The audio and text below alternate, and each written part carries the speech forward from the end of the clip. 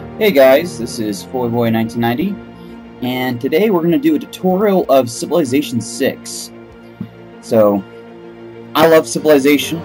This is one of the first computer games I really got behind, and I love the history, I love the alt history, I love everything about these games. And Civilization 6 is quickly turning into one of my favorite games of the franchise. But since the game is different from the other previous games, what I want to do is do a little bit of a tutorial for people that are new to the game and new to the franchise as well, almost. So, let's begin. Let's see if I play before. Let's create a game. So, with this game, you can choose your layers, and one of the things about it is that the civilizations are now drummed in by not just the civilization itself, but also the leaders who are in charge of the civilization during a period of time. So as you can see, you have Victoria with Britain, and that's the Victorian Age, Trajan with Rome, Tomyris with the Scythian Empire, Teddy Roosevelt with the United States, Saladin with the Arab Empire, Hu Shihong with China, Philip II with Spain, Peter with Russia, Pericles with the Greece, but Pericles is the one that I want to point out, because you have Pericles and Gorgo. They're both representing Greece, but each one of them brings a different thing to the table. Now, their benefits, such as Plato's Republic, which gives you an extra wildcard slot for your government system. You also have your Hoplite, which is a pretty good spearman unit. I like it. And the Acropolis, which is the cultural center. It replaces the theater square. So today we're going to play as Pericles with the Greeks. Why? Because I think the Greeks are actually a pretty good civilization for people starting out. They're also a really good civilization to also kind of flesh out the new mechanics of the game. So we're going to go with a standard size, continents, standard speed, difficulty, prince. Heck, go with king. Why? Because, Pericles might not have been a king, but he was certainly capable of it. And so let's begin. From the first stirrings of life beneath water, to the great beasts of the Stone Age, to man taking his first upright steps, you have come far. Now begins your walk to the stars. Your mastery of the spoken words is a gift that he plays where he doesn't die. Silver-tongued It's got to be great. Leader of the Greeks. So, like I said, the Greeks are pretty cool. But this is the difference between Gorgo and Pericles. Surrounded by glory. So you get a 5% increase in culture per city-state. You're a suzerain. Basically, that means you're in charge of them. A suzerain is kind of a client state. It's just a really nice term for it. What's a client state? Well, it's a state that basically operates and is autonomous, independent, but is a client to a more powerful state. So, a good idea of this would be the United States and Britain, or, the Soviet Union and Poland. Independent, but kind of under our sphere of influence. So, as you can see, you have the traditional system in place. Now, some people have talked about how they're not really happy with the graphics system, or the new aesthetic of the game. I love it. I like that it's kind of cartoony, but it's still kind of real. It brings its own feel to it. It's now the city of Athens, of course, and playing as Gorgo, it's Sparta. So this is actually a pretty good place to start. I'm going to see if I can talk right. So, like with all the other games, you have a choice to basically build things. So you have a ranged unit, which is a slinger, which is actually kind of a useful unit. Warrior, which is your bread and butter early on. Scouts, which allow you to basically scout the area. But here's something that's really new for the game. You have the builders. So in other Civilization games, you had workers, which basically build roads, build mines, and they build them over time. And so it's kind of a trade-off of, having as many workers working on certain things and having a civilization that will support it versus having builders which only have a certain number of people that you can expend to get something instantaneous. One other thing that has happened is that instead of you having workers build roads, Roads now form through trade routes and through advances in technology. So, I usually like to have an extra warrior. Why? Because I tend to use warriors to go exploring. Why? You tend to run into barbarians. But this is actually not a bad place. You have some decent tradable goods. You have forests, which you can use for industry. You can cut them down. I like having these mountains right here because these are natural barriers. And there seems to be another one here. So there's only three places where you can get approached to by the north and the west. So my west is really secure. The south is a little bit more open. So I can focus more on defending here. But there's a lot of really good resources. You have cattle, you have deer, you have fur, we have stone, we have bronze or copper. So I'm actually really interested in choosing this. So another really big thing that's different from this game and from other games is that now we have science, which like was before, and so let's go to the tech tree. And this is very traditional. Yeah. But now there's two new elements to the game. So, first of all, you have your traditional science tree, and it goes through all the eras, as you can see. So we're gonna go, I think, with animal husbandry first. Why? Because we actually have some animals we can husbandize. Domesticate is basically the term. And we also have fur camp, so that will actually be a benefit to us. And gold and plus, luxuries like that, you're likely to use it when trading, and it makes your people happier, so that's something that's a benefit. Another thing that's different with the sciences is now you have eureka moments that give you a benefit to technology, but now there's a new mechanic as well, so we have that. Now we also have policy, the civics tree. And the civics tree, ladies and gentlemen, is something I'm in love with this new game. So it basically operates very similar to a tech tree, but tech is driven by science, where civics is driven by culture. Culture now actually matters in this game. It's not just to make your cities a little bit bigger, or to give you points so you can have a cultural victory. No, now it actually drives you forward as a civilization. And the more cultured you are as a civilization, the more advanced in culture you can have. And that has benefits to it. Like, you can have more advanced forms of government. And these civics offer you, what are these civics cards? And so, as you can see, like, this is just major events in human history. And in the end, you get advanced civics. Oops. Oops. Went off the edge of the map. So, you get advanced civics. You have social media, collective activism, online communities, and globalization. Strategic Air Force, e-commerce, it's basically global economics. International Space Agency. So, I mean, I love the civics tree. I love what they've done with culture. It adds a whole new mechanic to it, and it is beneficial now. It helps you dictate your game a little bit different. You also now have faith points. And faith as a mechanic I love as well, because not only can you kind of try to create religions accurate, but you can also kind of change them. You can create your own religions. But there's certain mechanics within faith. So I think the next episode I'll be able to actually show you faith as it interacts more, because it's more of a later game, mid-game mechanic that can be beneficial. So we have science, class, and then this is great people. Once again, you can hire them for a certain amount of money or a certain amount of faith. So you see, faith is something you can actually spend. There we go. You can spend a certain amount of faith on patronage of your current great person, points immediate, and earn this person. And over time, you gain points doing things that would either be something that would get you a good admiral, great general, great engineer, great merchant. And you can even see people who you previously recruited.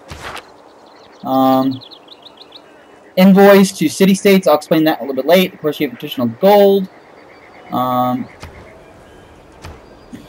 There's that. Is there anything else? There's Pericles. Of course, you know, good old Pericles. There's a hat helmet. You know, who doesn't want that? Well, rankings. Now, then we can see view reports. I love this because it actually benefits me every single turn. At least every single 10 turns I try to look at the yields just to see how I'm doing and see how my cities are doing. So we got that. I like this. You have your toggle. This is your strategic toggle, and it makes things really easy. Like, you just know there's a warrior there, so there's just a simple symbol. I mean, this is almost like a board game, almost now. But this is something that I use when I'm just trying to see where resources are, and where basically where your lines in. And then you have your map pins, and you can add pins. And map options, show yield icons. I like this sometimes, but not all the time. This just tells you what you're getting from here. Beneficial resource icons. You take it on, put them on. Show grid, so don't show grid. So those are just basically kind of choices in the game. Like I said, I don't expect to get too deep into the game. As is. Envoys, gold, science. So let's go with the turn. Boop. Okay, unit need orders. We'll send you here. Okay, next turn. Up. Unit need orders. Go here. Oh, so we got a C. So what I'm saying is this is going to probably be a good place to put another city. More resources, crabs, trees, marshlands. It's always good to have a port city because there's a lot of wealth that you get from that. Okay, so religion, great works, world tracker. So yeah, this is my pantheon. So we don't have my pantheon just yet. Okay, lenses. Where's the government tree? Okay. Turn the game. I want to show the government off, but I guess, you know, the Code of Laws is 13 turns from now. Okay. Next turn.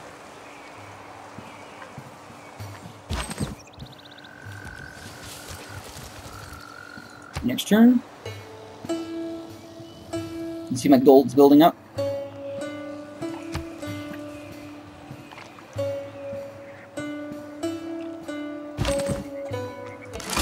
Uh-oh, I found it. Neighbors have made a So, Madol. So these are famous city-states that have existed before. But now, we have city-states we can talk to. Okay, and so now we have a city-state thing here. Uh-oh, so what does that mean? So these are basically, they're not civilizations, but they are powers that give you benefits, but also can be major pains in the butt if you don't handle them right. So Madol is a culture boon.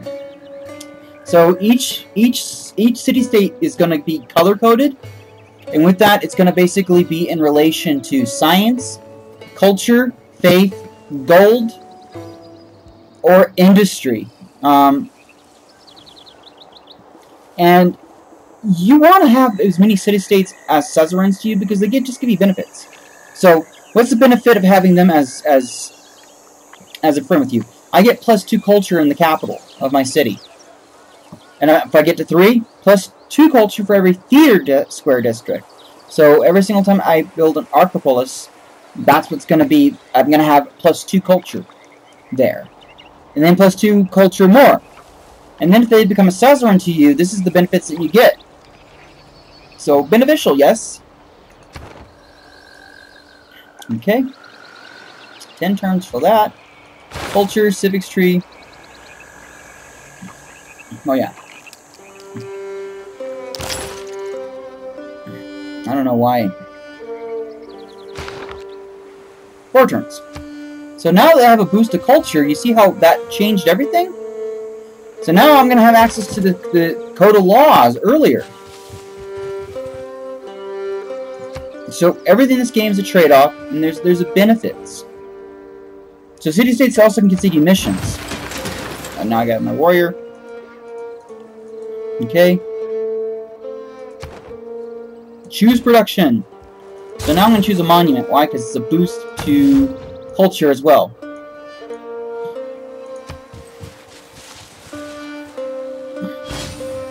They have a warrior now too.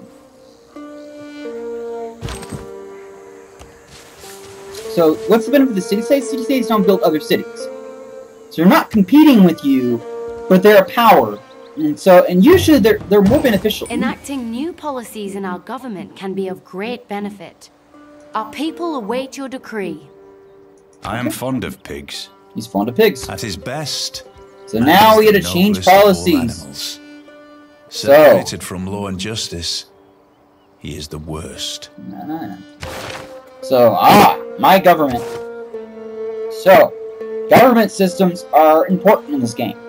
Why? Because they give you a certain number of military policies, economic policies, diplomatic policies, and then there's wildcard policies. And one of the things that we love about the Greeks, and why I think the Greeks are actually a good civilization to start out with, is because they have this extra wild card. And this gives you a lot of flexibility when you're trying to govern your civilization. So, what am I going to choose? I'm going to choose discipline, because it's plus 5 combat with fighting barbarians. And then I'm going to go with God King. Why? Because it's plus 1 faith, plus 1 gold in the capital. So, you want to build up faith. Faith is a beneficial economy. It's beneficial to your economy, it's beneficial for the growth of your civilization. So there. And then I can actually put in the wildcard spot, which is for any policy can be put here. I'm going to put that there. Why? Because now it gives you plus 1 production in all cities. And then you confirm your policies. Boom. Yes, they're confirmed. Ain't that sweet? So now I can choose another research. And we're going to go with the tech tree again. Pottery's not bad. Mining's not bad either. I'm going to go with pottery because it leads into writing. As you can see here, what's this, guys? Let's figure it out. Uh-oh. A barbarian scout. So what do we got to guess this is? Choose another civics. Open up. So this is one of the other reasons why I like civics, is that there's really no bad choice in what you choose. Because it just advances you no matter what. Trader's not a bad one, because now I can actually open up trade with people. I can have joint wars, maritime industries, and I like caravanseries, which basically gives me plus 2 from all trade routes. But then craftsmanship's not a bad one either. Why? Because it gives you Ikulum, plus 30 in production towards builders. So this allows you to build a lot of builders really quick, so you can build up your empire. And then this leads to the Agogi, which gives plus 50% towards production of ancient classical melee and ranged units. Here we go, hoplites. Hoplites are built much quicker. So like I said, there's no bad choice here. But since I found a city-state, I'm going to get a trade route quickly. Why? Because traders give me gold, and they give me roadways, and plus I can get more gold this way, maritime industries, so allow me to build more naval units, and then I can have joint wars. So I'm going to do that. But say I didn't find a city-state just yet, and there are a lot of barbarians pressuring at my door, I might choose craftsmanship. Why? Because then I can get the Agogi and start building my hoplites quicker. It's just dependent on the situation you're in or the direction you want to go. Say if I was playing as Gorgo, I might choose craftsmanship. Why? Because she built Sparta as a warrior society, and your benefits are directed towards that. So there's that. And so the next turn I'll show you. So this barbarian now has plus against this unit right here, and he's going to go defend his home. Why? Because they weren't expecting me there. So now I'm going to come up here, and so you can see there's spearmen here. They are pretty tough.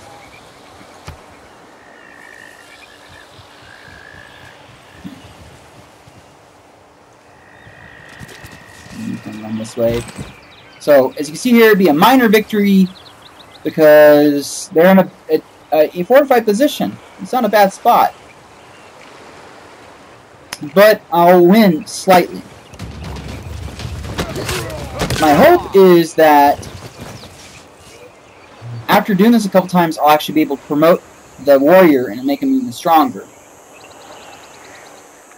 So, freedom turns away from the monument. Now you can see why I want a barbarian or my warrior here. Because this guy spots me, other barbarians are going to be aware of where I'm at, and they're going to start attacking the city.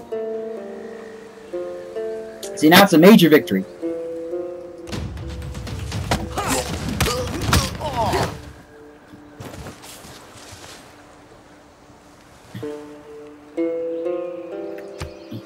One more turn. Okay, this should be a decisive victory. I lost Bob, but Frank did the job. And you can see, so by doing things in the game, this gives you inspiration. So for civics tree, you have inspiration. For science tree, you have eureka points. And it's just by doing things in the game. So it promotes you being active because it gives you benefits. And so by taking out that military post, this added inspiration. This basically cut my time towards military tradition in half, or considerably, as you can see, in half. So when I choose to do military tradition in the future, I'll be able to click on that, and it'll go much quicker. But I didn't promote, unfortunately. So I'm going to have to heal him. I'll show you how to do that. Heal your units when you're done fighting with them, otherwise you'll pay for it later.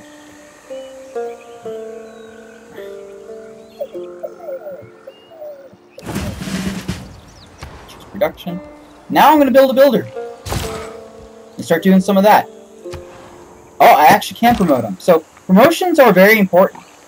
So, unlike Civilization 3, 4, and 5, you can keep your units. And these promotions go along with them. This gives you a little bit of ownership of these guys. So, I'm going to do Battle Cry. Why? Because it gives me +7 combat straight with melee and ranged units. This will give me more defense against ranged units, but since I'm going up against barbarians, I kind of want this. And so this makes him a lot more tougher. This is a tougher unit. But here's the thing. This warrior unit, I can play start to finish with this unit. And once I get him to level 2, I can actually name him something. So it just makes it kind of feel like you have some sense of ownership of these guys. And so how you level them up is going to be very dependent on what kind of style of warfare and combat you're going to do. Uh-oh. This guy found me. Brazil with Pedro. Thanks for introduction, but we have no time to further discuss pleasantries. That's not fair, please. Let's take to visit our nearby city and sample our hospitality. Goodbye. Now we have a Eureka moment. Why? After meeting another civilization, you need new ways to communicate. And so you learn how to write. That benefits people. And so you can actually fortify to be healed. So I'm not going to do it in the rain. I'm going to do it on a hill. Why? Because this is a strategic point. It's harder to come this way. This is actually the easiest way to my civilization. There's rocks here. So I heal there. There's only so many ways I can be attacked now. You met a new civilization. Yeehaw. Barbarians. What does Pedro want? Your delegation is most welcome. Why? Like, you could be really aggressive and dog-eat-dog and conquer civilizations. Well, that's not necessarily my style of play. I thought Clay must feel happy in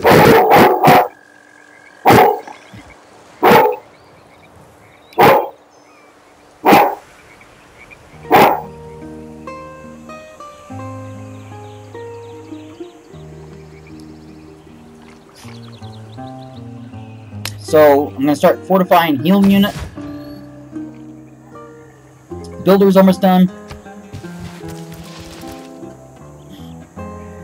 So why do I want to build the monument? Because look at this. My culture points are moving really quickly. You know, so science is really important, people. So having science is important. I'm not gonna cut that down in any. But civics are just as important. So now, because I have the civics, what can I do? I could do the maritime thing and replace discipline, but I'm not gonna do that. Caravanses, I might replace that with that, but I'm not gonna do that just yet. I'm gonna wait until I build a builder. Then I'm going to change it with the urban planning. Now, if you don't change right now, it's going to cost you economically, so points, economics, gold, to do it. But I kind of want this +1 production in my cities for now, because I don't have any trade routes. But now I can decide what I want to do. And so now we're going to go with craftsmanship. Why? Because I want to build as many hoplites as possible, so I can defend my cities.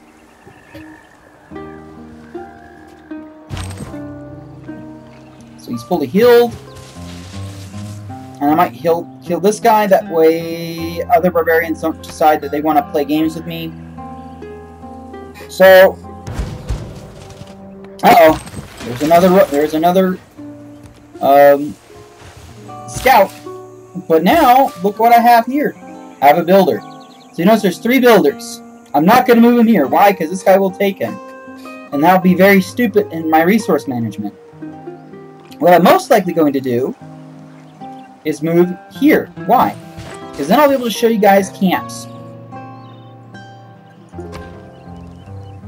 Build a granary or build a trader. I'm going to build a trader. Why? Because I want to show trade. Because if I start trade with this guy, I'll have a roadway through here. So me movement from there to this city will be increased. So now it's just next turn. Barbarians approach. They know I exist. So I have to kill this guy before he gets to his group.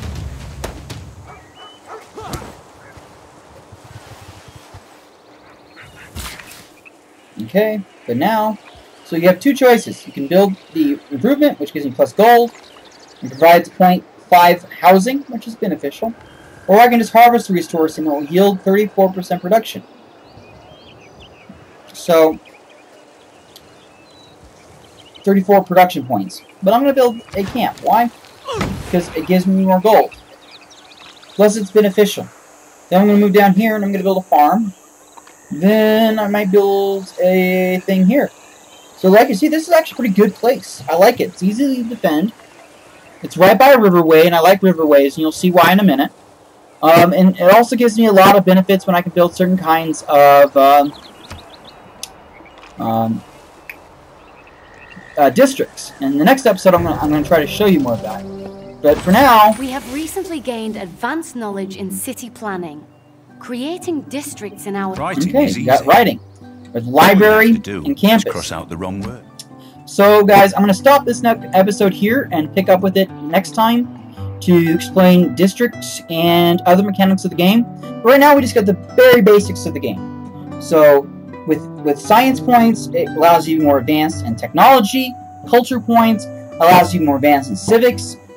Faith and gold are basically points that we use to build things faster, exchanging, and it allows us to have more flexible gameplay. And then we also have a little bit of a basic understanding of government and how the government system works in the game. But for now, I'm going to stop here, guys. If you like the game, if you like the video, hit the like button below. And once again, thanks for watching. Have a good day, guys.